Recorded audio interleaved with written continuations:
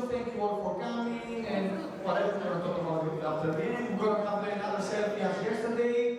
For those that just came right now, came today. Yesterday was also a crazy day with 3 tons of stuff happening. It didn't have a breathing meditation. The breathing meditation was on today, all this stuff. And yeah, and after this, as always, we're going to have a crypto party. There is booze out there. We're going to have tons of stuff. We're not going to say anything. Booze.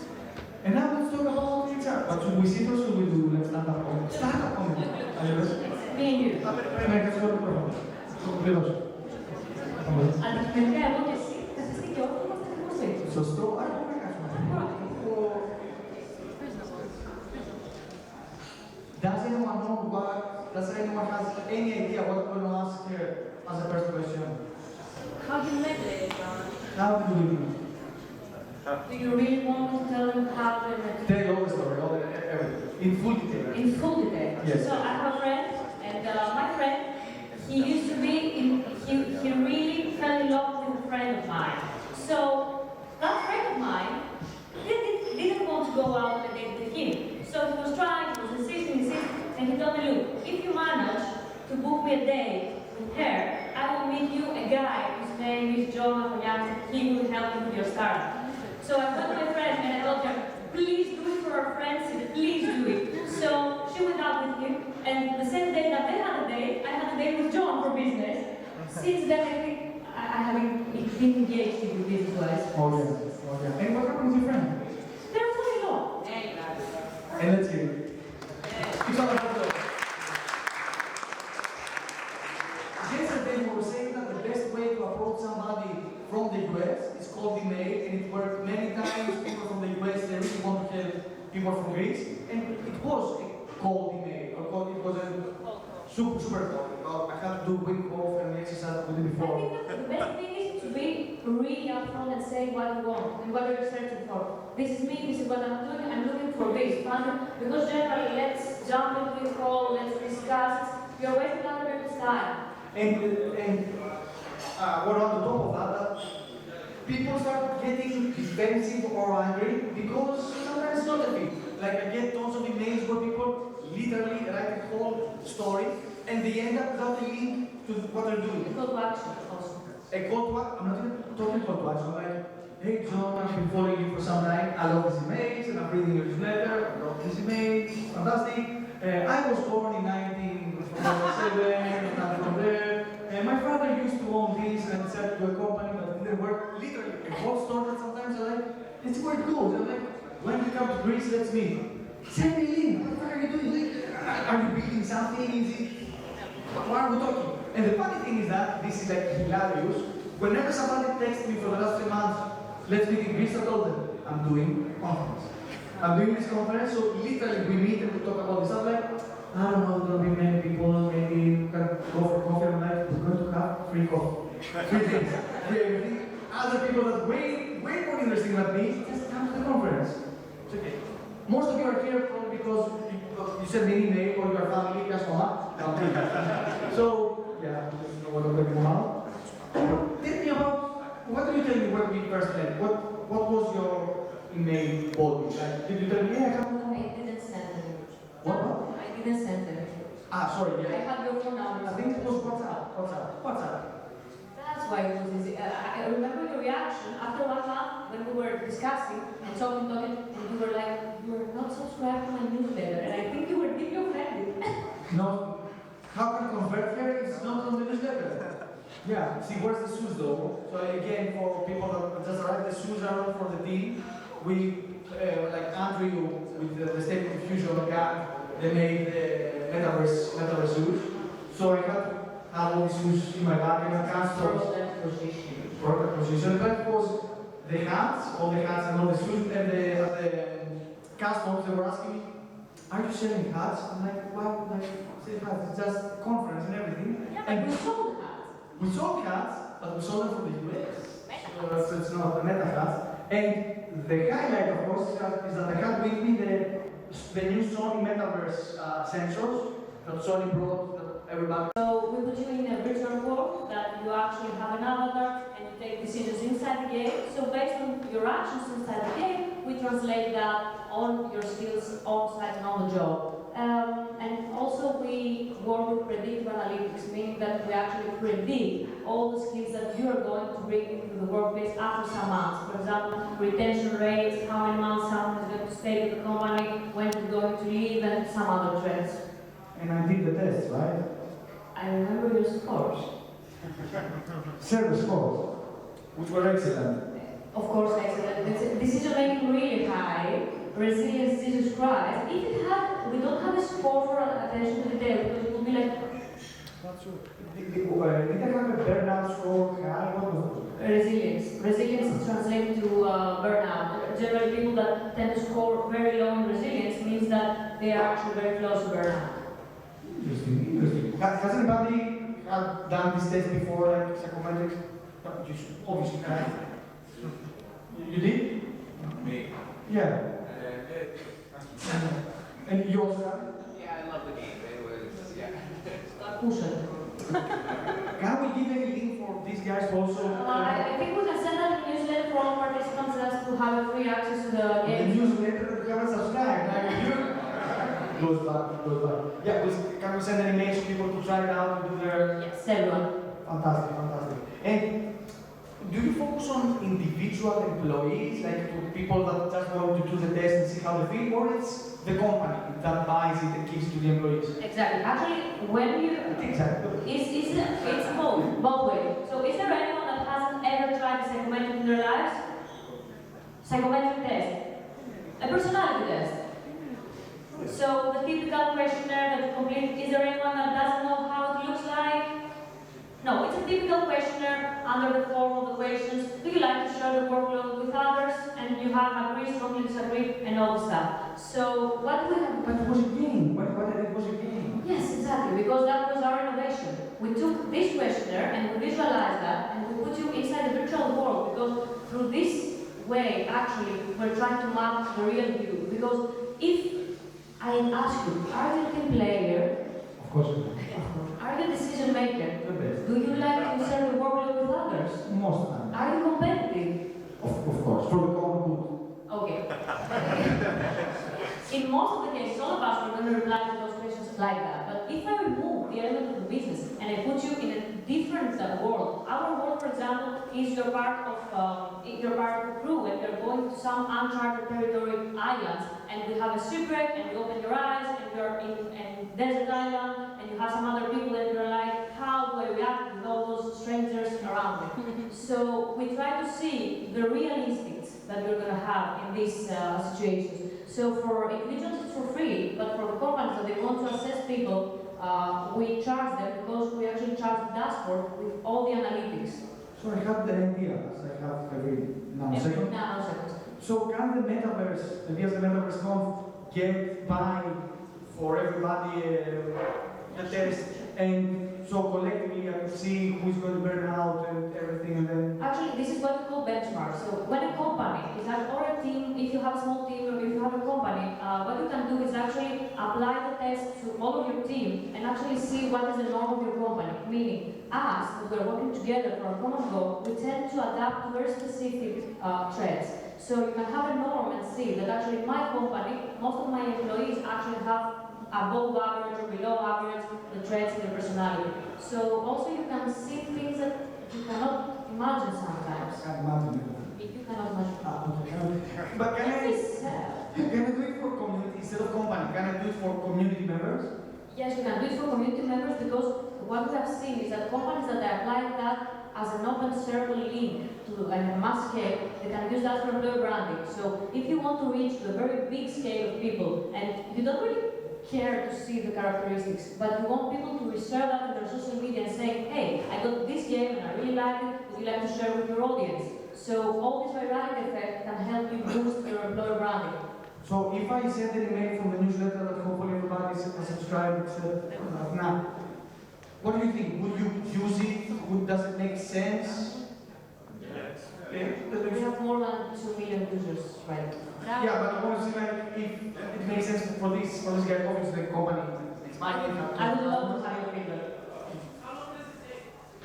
So the game is modular. So based on how many skills you want to assess, it has different types. For example, it's every island on a map. Imagine a big map. So every island, it's one skill that we're measuring. So every time that you choose a specific skill, the time changes. It's 5 minutes per island. So we measure 11 skills in total. So you can actually choose how much you want to do it. Why are you asking? Okay, so. Of course you're gonna pay. Are you in the newsletter? No, it's really cool question because the biggest issue that users have when you have dropout rates is the duration. If someone tells you that this day is going to last 1 hour, you'll see that you'll have dropout rates. We literally told them like this day will be done by 5, and yesterday it was done at 7. Okay, it makes sense. But no, I definitely want to do it because I believe that tests that people can see how you react or how you are as a person can help me that have a community and have all these people that are trying to do something all together. Makes it more efficient, makes it more fun. I can come up with more ideas for the community. Like for example, I was talking with Annie before, and it's like, you didn't tell me that we were going to do this breathing thing. Like, I had no idea we were going to do this breathing thing. Like, literally, just talked on the spot. So, but, like, you guys are like awesome, so I was like, probably they're going to be okay with that. They're not going to be like, I'm not doing this. It's a target audience. Guys. It's a target audience. It is.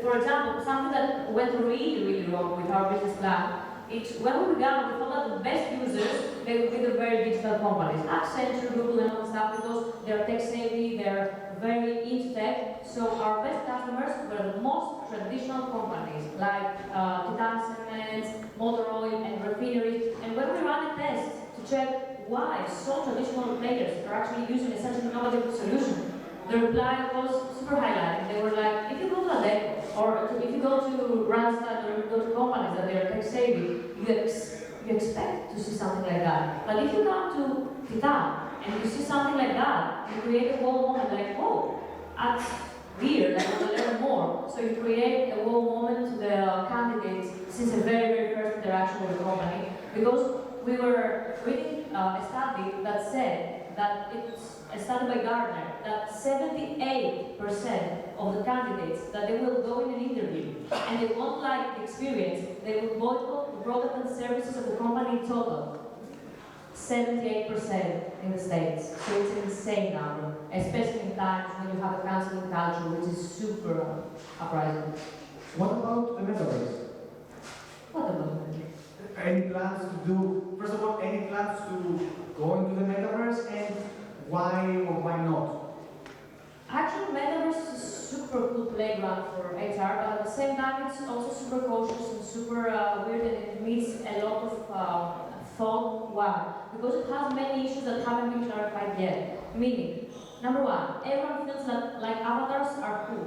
Yeah, but in many, for example, now in MetaVerse, you go and you create your avatar and you wander around different worlds with your avatar. So, in which jurisdiction you apply? So if we have a work misconduct, where do you actually apply? First of all. Secondly, what about sexual harassment issues? What about everything that has to do with the policies? So the avatars, they have a very broad issue, but it's a super cool area to experiment right now because there are many career fairs that are taking place, and I think that it's much cooler having an interview with MetaVerse rather than Zoom. And what do you think about what you're doing here in Greece? How are Greek companies? Do they get it, or they're like employees? Who cares about employees? As long as they're alive, it works. Do Greek companies feel using it? No, the problem with the Greek market is that, of course, it's a little bit behind. It's a little bit behind, but also the market size. For example, in our case, when we started our company journey, after 3 months, we had the capital controls. So we couldn't actually hire people from abroad, and all the game designers, game developers, all the creative writers that we were needed to create a product, we couldn't find them in Greece. So when we were trying to recruit them from abroad, we couldn't pay them because of transfer issues and all the stuff. So we had to go to the book. We are fully GDPR compliant even before GDPR. And also in psychometrics specifically, there is a specific guideline that it's GDPR for psychometrics, so that you have to be really on that side. So what we do right now is that you as an individual, you can join and play the game, and you can choose if you want your profile to be shared with on a very stealth mode right now. If your profile wants to be shared with employers that they are asking, matchmaking is the next step, as you can imagine. So we ask you if you want to be shared with employers.